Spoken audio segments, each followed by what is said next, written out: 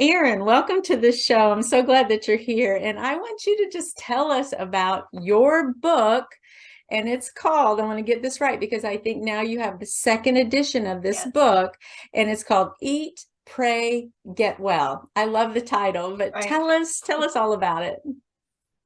God put this book on my heart, believe it or not, when I was in my early 20s. And looking back, it was kind of ridiculous because in my early 20s, what did I have to say? Nothing. I was completely broken from Mm, the dysfunctional, most would say abusive home that I cover a little bit in the book and try to make it a little bit humorous so it's not so heavy. Um, so here I am, painfully shy, barely speak, and God puts it on my heart. Not only are you going to have a book, but you're going to talk about it. I had like a quick vision of me on national, like a morning show talking about it, which was completely impossible. Like I said, I had trouble speaking to people, period. mm. So to go on TV was it was a very scary vision. I was excited about the book, but I thought, what the heck could this book ever be about? So decades later, a few decades later, I have a book. I have a second book. And yeah, done lots of television, lots and lots of television. And that's actually a story in itself, that's how I got over my severe panic attacks and social anxiety, was just being thrown to the wolves and getting approached to go on a national TV show, my first one. And I thought, God, there's no way, I can't do this. I just can't do it. But you know how you'll miss out on the best thing in your life. So I just Yeah. decided I'll do it. And if I make a fool out of myself, if I pass out, well, I can live with that more than I can live with I didn't do it. I was too scared to do it. Yes. But the first show that just cured me pretty much right off the bat of any of that. And just, he's really healed me through this book and through all the experiences that have come with it. Well, tell us what it's about. Okay, so it's divided into three parts. The first part is emotional health. So we go through the journey of my childhood, and the abuse, the neglect, the rejection was kind of unique. So I had to put it into stories, like vivid, so you can get an idea of what this abuse was like.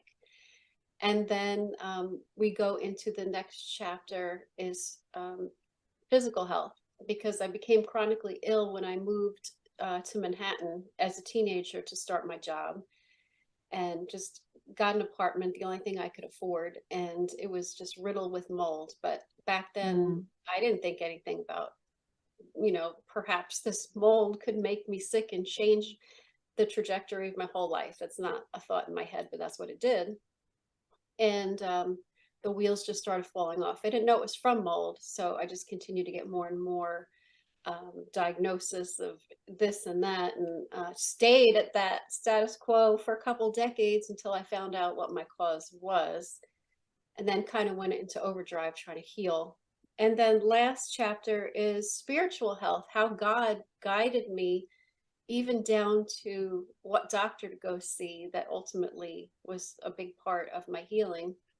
But then in between is 55 really healthy recipes to kind of get your health back on track, as well as like inspirational, like I'll put a recipe plus um, the power of your thoughts, like in between these more heavy stories, so it can kind of lighten things up a little bit, because it's mhm. supposed to be inspirational. It's not supposed to be sad. Right. And it's supposed to be a testimony of how God can pull you out of physical health or emotional um, brokenness, really. Mm. Well, and now we see you now, like healthy, healed, happy, having shared your testimony. But can you connect the dots, like between like your lowest moment and then how you literally, what were the little steps in between? What did you do to get from point A to point B? That's kind of a big question, but just Mhm. fill in a little bit more there to give us, because I'm sure that there are our audience, someone in our audience who would say, oh my goodness, I've been sick since, 1998, or I still struggle emotionally with rejection, or I emotionally eat, all we could come up with a gazillion scenarios. But we see you now, and your book is going to take us through those. But can you just give a little bit of a fill in the gap here between those two extremes? Well, something you said stuck out in my mind. You said emotional eating. Mm. So I was a binge eater, and it was bad. I always stayed thin. So to the people around me, it was kind of a joke, like, hide the food from Aaron, blah, blah, blah, because I could pack it down and I could never get enough, like especially sugar. So you said, how'd you go from point A to point B? It would have taken a lot less time, money, pain if I would have just obeyed God, like pretty much right off the bat, because he sort of started dealing with me about my food at some point. I was I was actually crying out to God, begging him for answers, because here I am, 18, 19, 20, sick as a dog. Oh God, why am I sick? And I'm shoving a Hostess cupcake in my mouth while the tears, and I'm praying and eating this cupcake as I'm praying and crying. And that was a moment where, and I thought, no, you can't touch my food. That, I don't want you to touch my food. So then there was another time, I was allergic to everything, and it was confusing because I was allergic to even healthy food, because Wow. my gut was so destroyed from 20 something years of antibiotics, almost constant for 20 years. My gut lining was shot. So everything I ate went to the bloodstream, past the barrier. So it could be fruit, it could be vegetables. And I started praying, God, what do I eat? I don't even know what to eat anymore. And I just remember it was so clear as I was just taking a walk and praying, no sugar, no yeast. It made no sense to me at that time. Now that I know that I had a severe, severe fungal infection that was not only in my sinuses, that was constantly constantly having to go under surgery to remove. I had 4 of those, but it was systemic. And what feeds candida fungus is sugar, carbs, yeast. You're adding yeast to yeast. Um, but I didn't obey that. Went on year after year after year, eating the same old thing that I always ate, McDonald's and vending machines, and it got to be too heavy because he never stopped chasing me. And we're talking about 15 years, and I'm still doing what he told me not to do back there, and I'm still sick. So when am I going to get my act together and start doing the last thing he told me to do? So a lot of guilt. If God's chasing you and you're not listening and you're not obeying, you can't live in peace. And so that's where I kind of sat for a long time, and my food was my idol. And I didn't even realize I was making food my idol, perhaps even over my health, over God, over everything.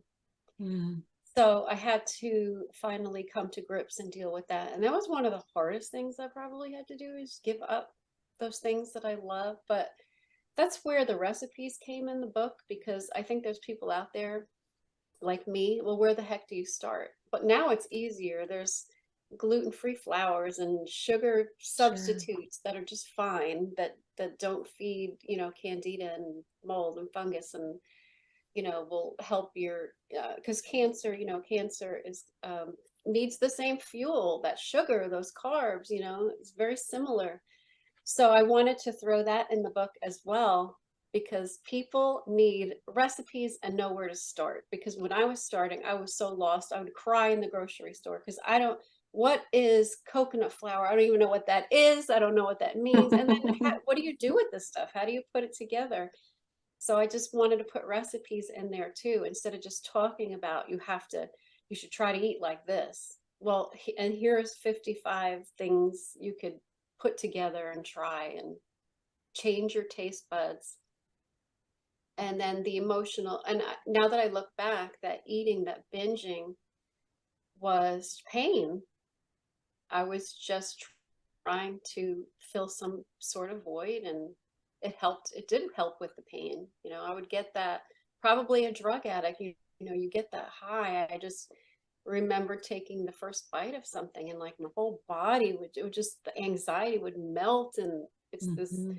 it's like, it was a drug. Yeah, it was definitely my drug for sure. Yeah, I think that's like dopamine. There you can eat a donut and boom, you get kind of comforted, but often waiting for the Holy Spirit, it's not just instantaneous. Right. Sometimes it's that long enduring that moment and actually feeling the feelings that are going on, recognizing them and facing those feelings and not running from them or trying to find some pseudo comfort, when really we just need to go through that painful moment, that painful feeling, that those painful thoughts. We just need to kind of walk through them. And then on the other end of that, continuing to ask the Lord for help and for his comfort, for the comfort that only he can endure.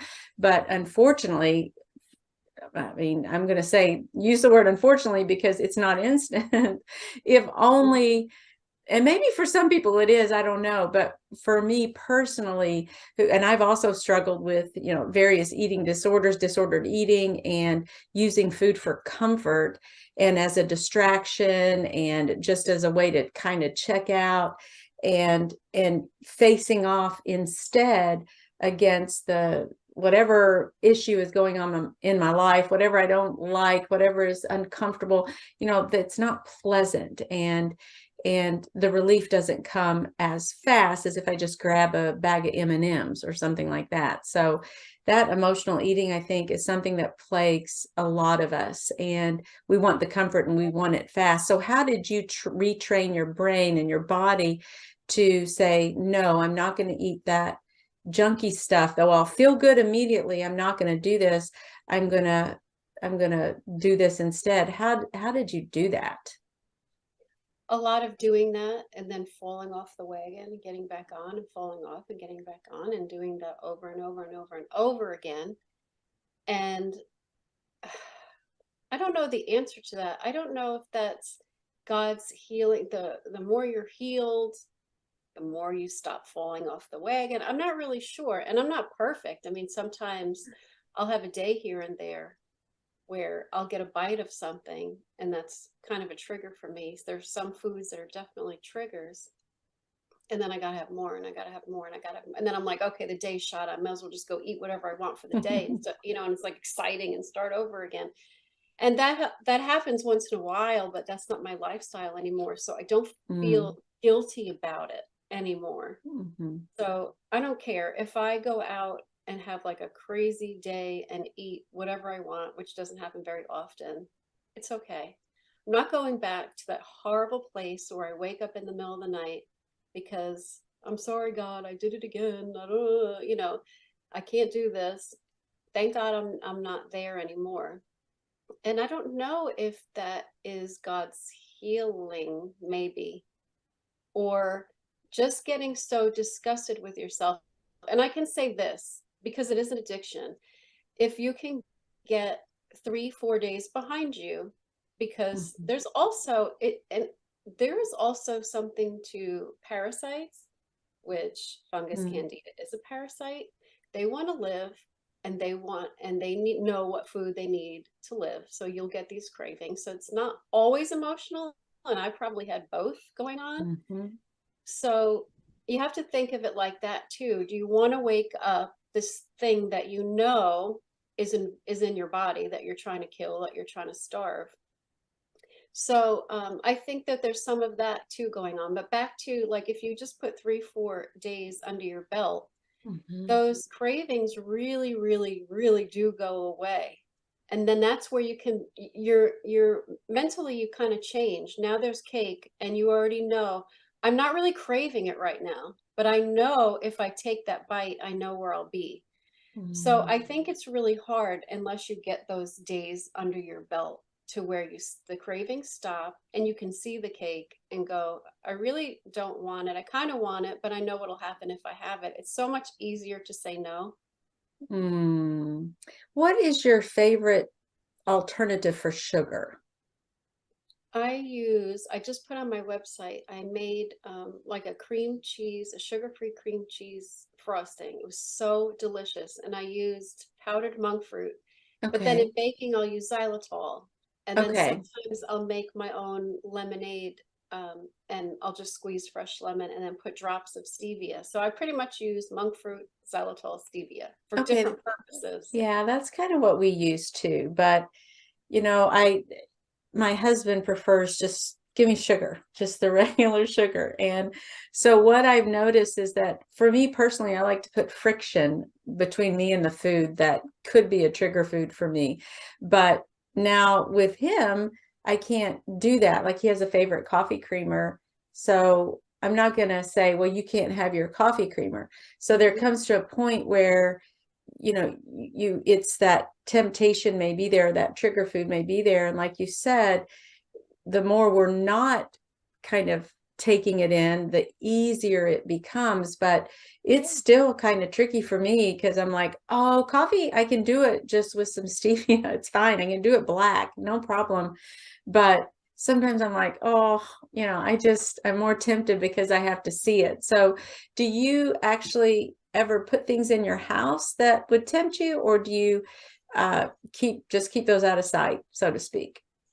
Well, I'm not a coffee drinker, but my husband is, and he has found the creamers because that was hard for him at first. But there's so Hmm. many creamers out now that have stevia in them or whatever, monk fruit, and he thinks they're delicious. I don't know, but Yeah. so I never used to bring in any junk at all. Well, there's Okay. teenagers in the house now with jobs, so they're bringing in tons of junk.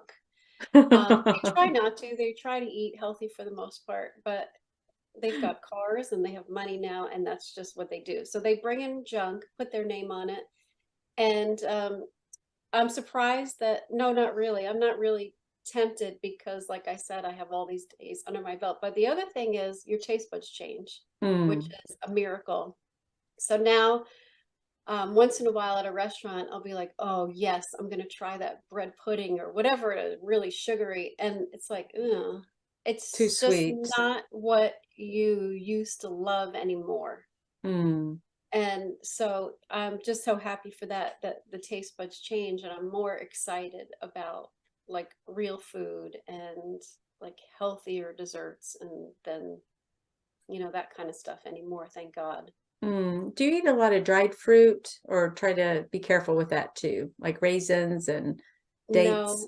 No, be, because I had such a severe infection, I will for the rest of my life kind of eat just berries, green apples, lemons, limes, grapefruit. That's probably about it. And then once in a while, I might put a banana in my smoothie, but not really because it's just kind of always on my mind. Hmm. But I think, those fruits are fine for other people if you don't have any health issues. I have nothing against that, but I just stick to the really low sugar fruits. Gotcha. And tell us a little bit, Erin, about the difference between edition one and edition two of the book. I know, but I want you to tell us. Okay. I have some fantastic interviews in the second edition that I'm really excited about. So these were people who I'd found kind of inspiring to me when I was sick. Um, there's supermodel Carol Alt. The reason I found her was because she had all these sinus infections, allergic to everything, always on Afrin, and she's the supermodel, looks like the picture of health. Well, she thought she was dying. She was so Wow. sick. And she cried out to God, and God showed her what to do. And she was much quicker and smarter than I was. She literally, the next day, everything was cut off and different and went raw. And makes me feel kind of stupid that I went, so long, but just people have different personalities and some people are more Mhm. stubborn. So she goes through what completely got her well. And for her, it was food. It was something as simple as food. And then I have Joe Cross from the movie Fat, Sick, and Nearly Dead. And that is such a great movie if you haven't seen it. So he's like 40 years old on 9 medications, very Wow. wealthy, living this lifestyle and of beer and eating whatever he wants. But it was catching up to him. and he had autoimmune disease, and he felt like, I don't know if I'll make it to 50, if I keep going like this. So he changed his diet and started juicing. It's a really, really good movie. So I interview him. Doug Kaufman from the show Know the Cause. He also came back from Vietnam as a 21-year-old with a severe fungal infection, being in the jungle, Right. knee deep for days on end, and jungle rot, which is fungus. And he came back just severely ill, just trying to figure out what the heck is going on. I'm 21 years old and my world is falling apart. So he has studied mycology now for 40 something years, the study of fungus, and it's linked to cancer and to pretty much name it, anything, because it can invade any tissue, organ. And so I interviewed him and Tommy Rosa. Tommy Rosa died, and he had a near-death experience and came back, and he believes he met Jesus, and Jesus told him some health revelations, how to stay healthy here on earth. So he said, go back and tell people what you've learned. So I put in the book what those health revelations are, that Tommy says he got from Jesus. And and there's a few more. And I love those interviews in there. And then I have like a good detox program to kind of help if you don't know, like, where do I start? Of course, you have to go talk to your doctor first, but sort of this was a plan from my doctor, so it's not me. I'm not a doctor. I'm not a physician, but he told me to go ahead and put that in the book. So yeah, I'm really happy and proud of this book. And I think there's something in there for everybody, whether you're sick physically or you've got strongholds of hurt maybe from your past, or you just need recipe help. There's a lot in there. And what was the most enjoyable part about writing this book? I think knowing that God put it on my heart, I felt like this is not just me. So this is a gift from God, and I can't wait to see what he does with it and where I'm going to end up because of it. Yeah. Well, what's next for you, Erin? What do you see coming down the pike? That's a good question. I have a website by the same name, Eat, Pray, Get Well, and I just see me doing that until I'm gone. I have no plans on stopping that. So everything I learn that's new, or new recipes or new information, it goes on the website. So any new TV shows. So that's a good place, to find me and see what's going on. But that's my plan. Just keep going with Eat, Pray, Get Well. Very good. And can you say the website again and how people can get in touch with you or find your book? Yeah. Yeah. eatpraygetwell.com. And the book is on there. It's on Amazon. It's sold in some retail stores. You can also find it on Mike Lindell's My Store now. He sells it there. And and I hope you visit me. You can email me too at Erin at eatpraygetwell.com. That's ERIN. And I try to answer everybody. Very good. And as we close, Erin, could you just maybe address that one person in the audience who feels so discouraged and overwhelmed, just like fed up with themselves, and they're at that point where they're praying often, okay, I blew it again, Lord, I don't know what to do. What would you tell that person? How would you encourage that listener? To have patience with yourself, to love yourself, because I think part of the reason we get into this cycle is we don't love ourselves enough. Yeah. And so we're not respecting our bodies. We don't respect ourselves. And so, find ways to love yourself more. And God's not disappointed in you.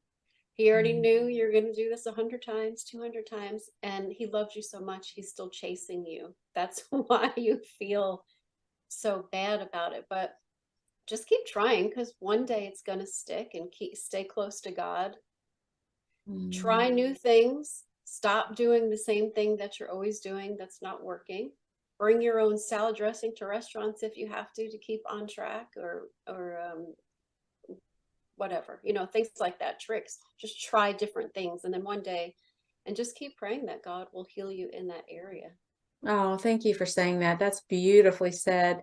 And that aspect of being gracious to ourselves and kind to ourselves, I have found is so important because we can be so hard on ourselves. So thank you for that reminder, and thank you so much for your ministry and your boldness, your courage to step out, get this book into the hands of so many other individuals, and just to be of service to so many. And you're such an inspiration. So thank you so Thank much, Erin, you. for coming on. Thank We you. I had appreciate so it. much fun. Thank you for having me. Oh gosh, yes, absolutely.